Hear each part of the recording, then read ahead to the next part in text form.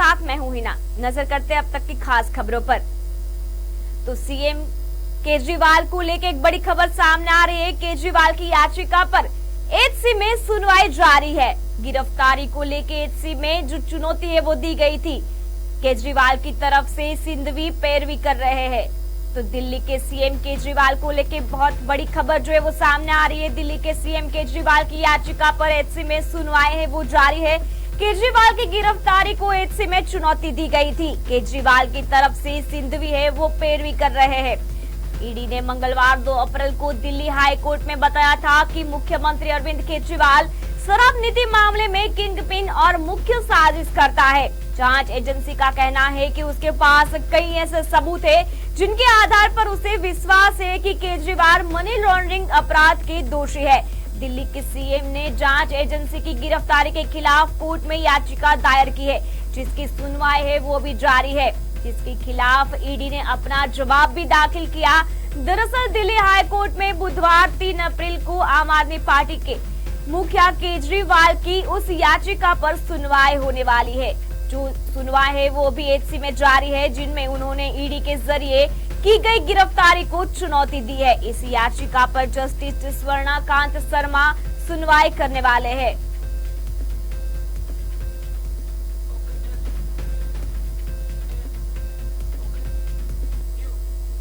दिल्ली भाजपा के अध्यक्ष वीरेंद्र सचदेवा ने आज एक पत्रकार सम्मेलन में कहा कि कल मंत्री आतिशी ने कहा है कि एक नजदीकी व्यक्ति के माध्यम से उन पर दल बदल का दबाव डाला जा रहा है। साथ ही उनकी खुद की सौरभ भारद्वाज, राघव चड्ढा एवं दुर्गेश पाठक की गिरफ्तारी की बात भी कहकर गुमराह करने की कोशिश की जा रही है।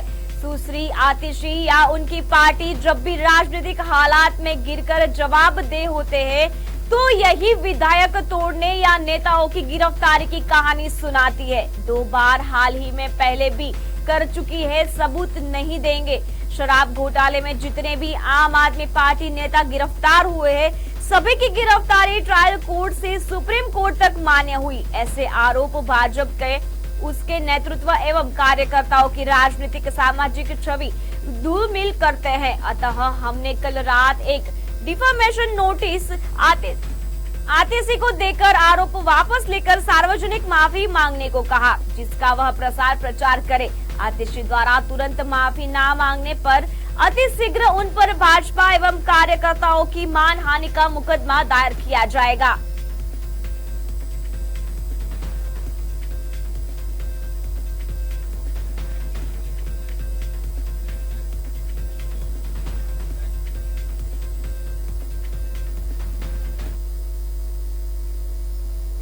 इंदौर से बहुत बड़ी खबर सामने आ रही है। इंदौर ट्रांसपोर्ट नगर में आग की घटना बनी है। टायर गोदाम में आग लगी है। टायर गोदाम के आसपास की कई दुकानें हैं वो आग की चपेट में आ गई है। इलाके में अफरा तफरी मच गई है। फायर ब्रिगेड की गाड़ियां मौके पर पहुंच गई है और आग बुझाने का जो प्रयास है वो लगातार जारी है। तो इंदौर से इस वक्त की बड़ी खबर सामने आ रही है। इंदौर ट्रांसपोर्ट नगर में आग की घटना हुई है। टायर गोदाम में आग लगी है। गोदाम के आसपास की दुकानें भी आग की चपेट में आ गई है। इलाके में अफरा तफरी मच गई है। फायर ब्रिगेड की गाड़ियां मौके पर पहुंच गई है और आग बुझाने का जो प्रयास है वो लगातार जारी है। ऐसे भी सूत्रों द्वारा माहिती मिल रही है कि हताहत होने की अभी तक कोई सूचना जो है वो सामने नहीं आई है। तो इस वक्त की इंदौर की सबसे बड़ी खबर सामने आ रही है। इंदौर ट्रांसपोर्ट नगर में आग की घटना हुई है, जिसमें टायर गोदाम में आग लगी है। टायर गोदाम के आसपास की जो दुकानें हैं वो भी चपेट में आ गई है। इस इलाके में अफरा तफरी का माहौल दिख रहा है। फायर ब्रिगेड की गाड़ियां है वो मौके पर पहुंच गई है। आग बुझाने का जो प्रयास है वो लगातार जारी है और हताहत होने की अभी तक की कोई सूचना जो है वो सामने नहीं आई है।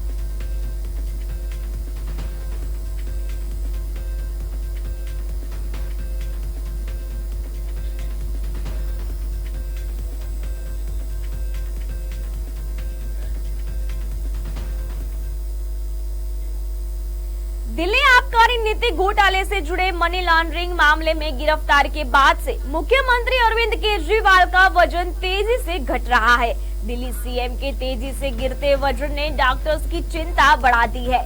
जानकारी के मुताबिक गिरफ्तारी के बाद से अब तक दिल्ली के मुख्यमंत्री अरविंद केजरीवाल का वजन 4.5 किलो कम हुआ है। वह फिलहाल दिल्ली की तिहाड़ जेल में 15 अप्रैल तक न्यायिक हिरासत में बंद है। आम आदमी पार्टी के सूत्रों के अनुसार दिल्ली के मुख्यमंत्री अरविंद केजरीवाल अस्वस्थ है और 21 मार्च को गिरफ्तार होने के बाद से उनका जो वजन है वो 4.5 किलोग्राम कम हो गया है। हालांकि तिहाड़ जेल के अधिकारियों का कहना है कि वह ठीक है और जेल के डॉक्टरों ने उनकी स्वास्थ्य स्थिति के बारे में कोई जानकारी नहीं दी है।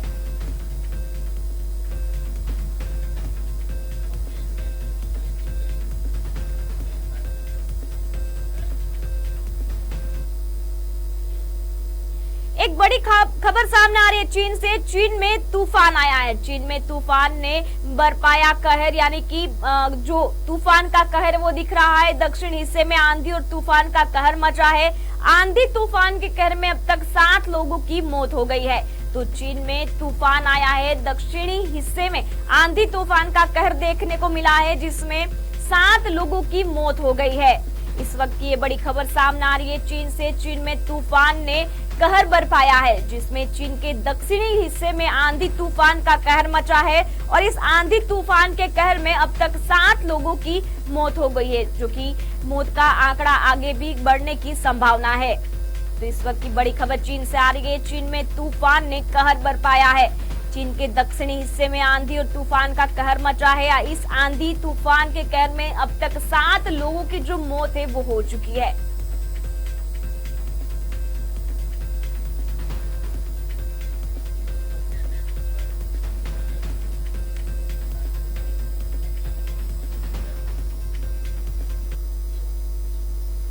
निर्दलीय प्रत्याशी लाल सिंह देवासी ने बताया कि आज नामांकन दाखिल कर दिया है। पाली के लिए वो विकास होना चाहिए जो अब तक नहीं हुआ है। जिले की मूल समस्या पानी की है। इसके अलावा प्रदूषण ज्यादा होने की वजह से पशु पक्षी मर रहे हैं। आवाज उठाने वाला कोई नहीं है। पाली की 8 विधानसभा है, लेकिन शिक्षा में बहुत कमी है। विद्यालय बहुत है, लेकिन शिक्षक नहीं है। चिकित्सा के लिए मूलभूत सुविधाएं नहीं है। युवा परेशान है। रोजगार नहीं मिलने से पलायन को मजबूर है। महिला को शिक्षा के सही कदम पीछे है। उपरोक्त सभी समस्या उठाऊंगा। राज्य और केंद्र सरकार पर दबाव बनाऊंगा।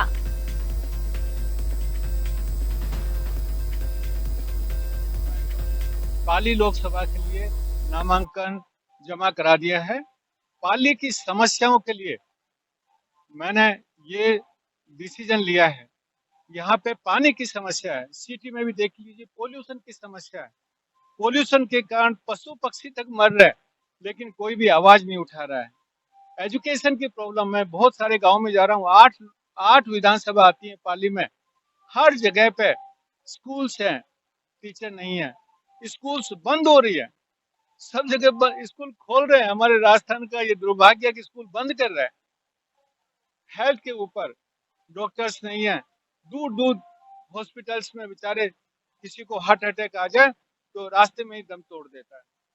हमारे जो युवा, जो एक प्रदेश की शक्ति होती है, एनर्जी है, उसमें उत्साह होता है, तो वो युवा भी पलायन कर रहे हैं, दूसरे प्रदेश में पलायन कर रहे हैं। हमारी प्रोडक्टिविटी दूसरे प्रदेश में जा रही है। किसानों की प्रॉब्लम, पशुपालकों की प्रॉब्लम, ये सारी महिलाओं को रोजगार का, ऑर्गेनाइज सेक्टर में महिलाएं नगण्य है। 0% उनका है। इसलिए महिला 50% हमारे वोटर्स महिला हैं, लेकिन महिलाओं के रोजगार के लिए, स्वास्थ्य के लिए, एजुकेशन के लिए कोई बोलता नहीं। ये सारे मैं इश्यू उठाऊंगा। प्रेशर देंगे गवर्नमेंट पे। जनता के साथ में हर प्रॉब्लम को ऊपर प्रेशर देंगे और उनका समाधान करेंगे। राजस्थान के पाली में आज संगीता बेनीवाल ने नामांकन रैली में कांग्रेस जिला अध्यक्ष अजीज दर्द, रोहित प्रधान आदि लोगों के साथ जिला निर्वाचन अधिकारी LN मंत्री को दाखिल किया। संगीता बेनीवाल ने कहा कि पाली नामांकन सभा में पूर्व मुख्यमंत्री अशोक गहलोत, प्रतिपक्ष नेता टीकाराम जूली, करण सिंह उचियाड़ा आदि रहे। आज नामांकन दाखिल किया गया है। कई समय से पाली का विकास थमसा गया था। अब नई गति के लिए प्रयास करेंगे।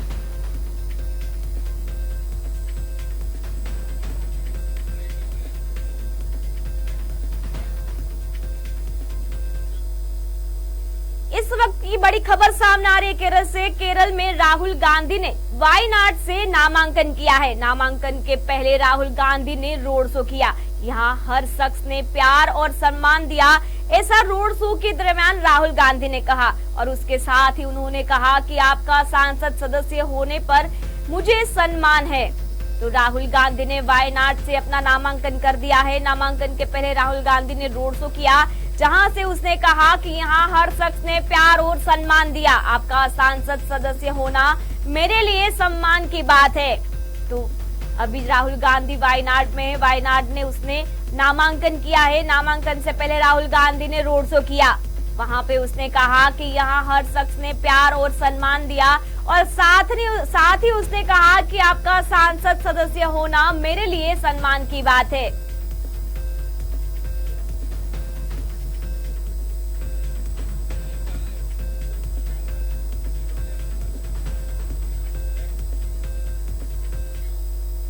मंगलवार रात कठुआ के सरकारी मेडिकल कॉलेज परिसर में पुलिस और गैंगस्टरों के बीच फायरिंग की घटना हुई, जिसके परिणाम स्वरूप एक पीएसआई दीपक शर्मा घायल हो गए और एक गैंगस्टर की गोलीबारी में मौत हो गई। घायल पीएसआई को अस्पताल में भर्ती किया गया था, जहां पर पीएसआई दीपक शर्मा की अस्पताल में इलाज के दौरान मौत हो गई।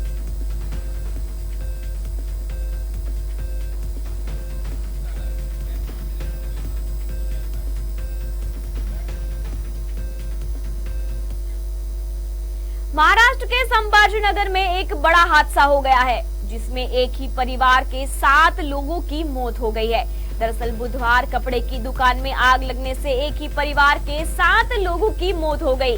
जानकारी के मुताबिक दुकान में एक बैटरी वाले रिक्शा को चार्जिंग में लगाया गया था। उसी में हुए ब्लास्ट से दुकान में भयंकर आग लग गई और इसी वजह से आग चारों तरफ फैल गई, जिसमें जलकर 2 लोगों की मौत हो गई।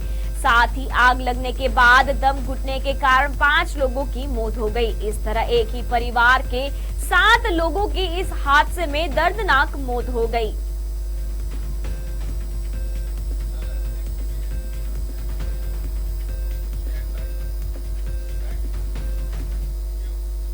ताइवान में बुधवार को 7.5 तीव्रता का भूकंप आया। इसके झटके जापान और फिलीपींस तक महसूस किए गए। ताइवान के फायर डिपार्टमेंट के मुताबिक 4 लोगों की मौत हुई है, 50 घायल है। मौसम विभाग के मुताबिक भूकंप ईस्ट ताइवान के हुलियन शहर में आया। इसका केंद्र धरती से 34 किलोमीटर नीचे था। भारतीय समय के मुताबिक सुबह 5:30 बजे भूकंप के झटके महसूस किए गए। कई इमारतें जमींदोज हो गई है, लैंडस्लाइड भी हुई है। ताइवानी सेंट्रल वेदर ब्यूरो के मुताबिक यह ताइवान में 25 साल में आने वाला सबसे तेज तीव्रता वाला भूकंप है। इसके पहले 1999 में 7.6 तीव्रता का भूकंप आया था, तब 2000 से भी ज्यादा लोगों की मौत हुई थी।